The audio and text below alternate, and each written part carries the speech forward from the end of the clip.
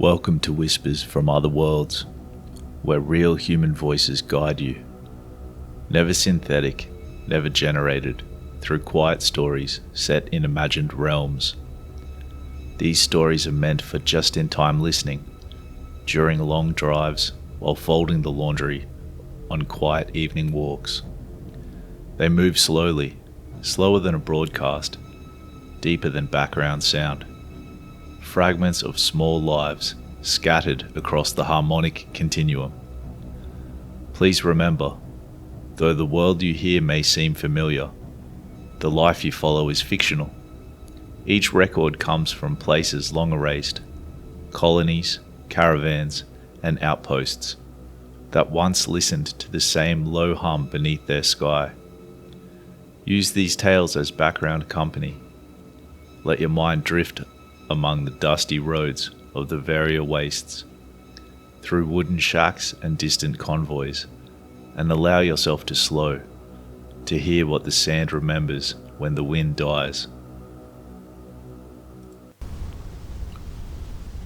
Cycle 238.4.27 Veyra Wastes, Archivist Union Field Log.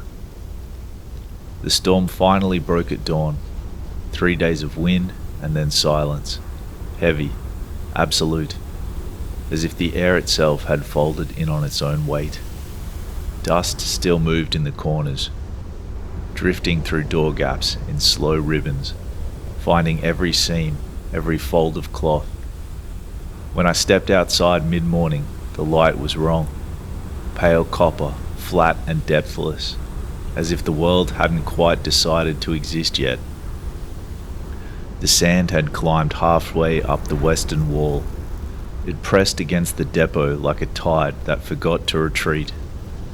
The roof of Bay 3 had folded under its weight. 2 crates crushed, 1 beam split clean through. We used broken haul poles for bracing. The condensation tower hums weakly now.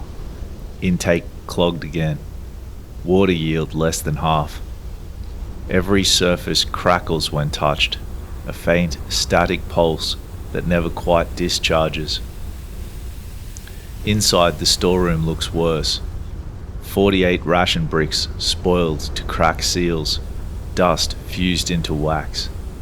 9 water blocks are missing, maybe buried, maybe not. Copper coils survived but grew a thin green film, like the desert left fingerprints. The medical rolls are scattered everywhere. I found 2 caught in the rafters. The rest are gone. Salt bricks caked and crusted, but still usable. We'll scrape them clean. We always do. All 19 staff alive and accounted for. 1 injury. Loader Eden. Grit in the eye while cleaning the roof. Treated with brine. Morale is quiet and brittle. Everyone's breathing through cloth, sleeping light. 2 guards asked for a transfer, said they can't listen to the wind anymore. I told them to write it up. The Archivist Union will file it somewhere deep and never read it. The road to Stack Point is gone. The scout came back this morning saying the dunes moved overnight, like beasts rolling in their sleep. He found an overturned caravan half buried in the ridge, canvas shredded, crates scattered. No bodies, no animals, just sand reclaiming its shape. We will reroute through Hunter's Pass when the air cools. 4 extra days, 1 more beast to feed, but it will have to do.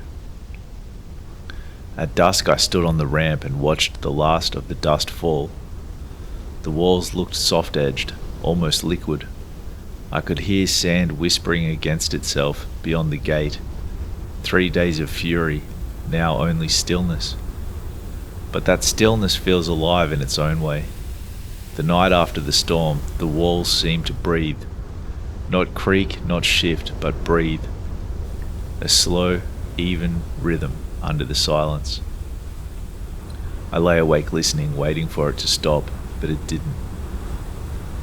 Tomorrow I'll redraw the supply map. The old one's useless.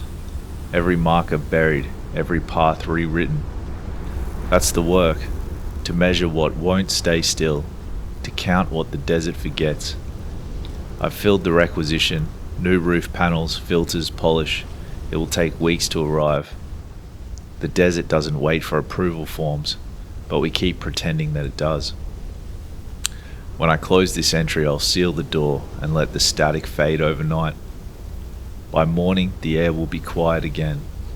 Quiet enough to start over, to make it seem like we're still in control. That's what the Union teaches us.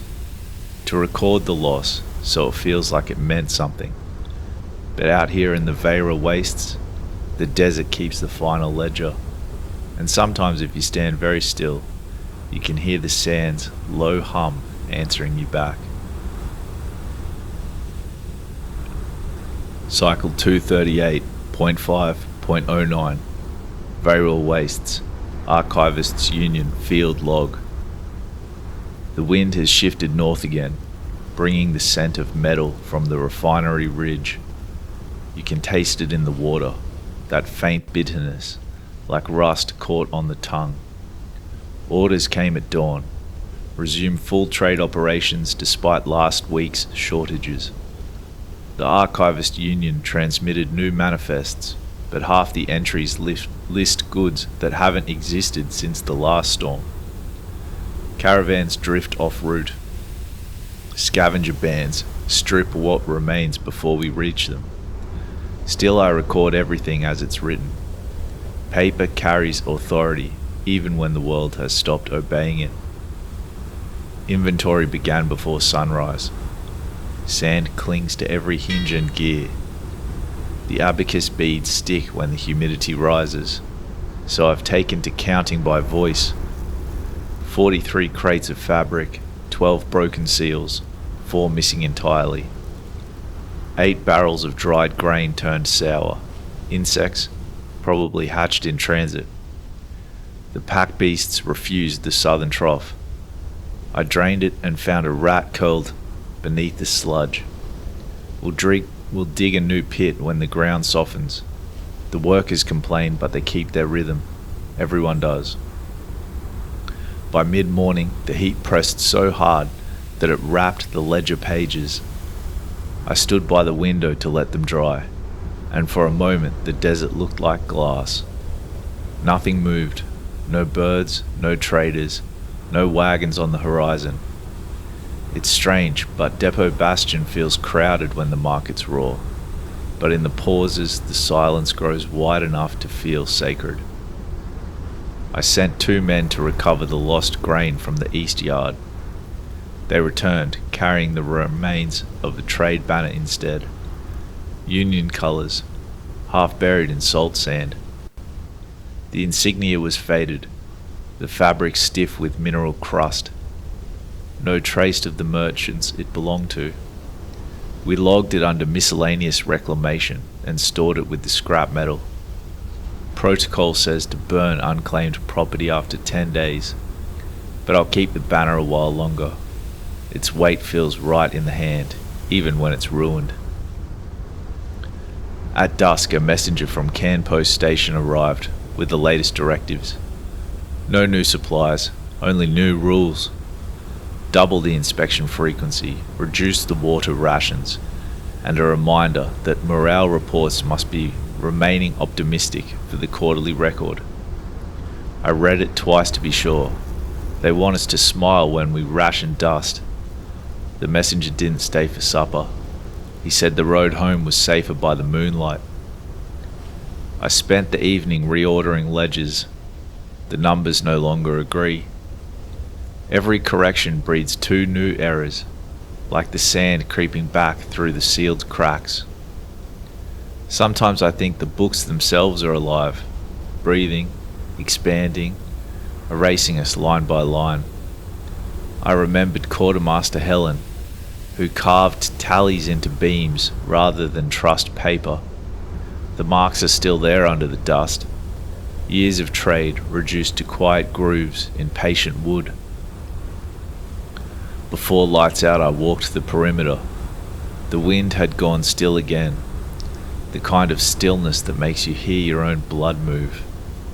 To the north, the dunes glowed faintly under the moon. Soft, harmless, deceptive. It's easy to forget what this place can do when it's quiet. Back inside, I sealed the report with the union stamp. The wax stuck to my thumb. I thought of how many of these we'd sent, how many vanish into archives that no one opens. Each record is a small act of defiance, proof that we're still here, still counting, still pretending order can outlast entropy. Tomorrow will bring another audit, another list of quiet losses, written in calm ink. The union calls it maintenance. I think of it more as a confession, the desert listening, the 14 cycle humming faintly beneath the floor, pulling even our bureaucracy towards something that remembers us.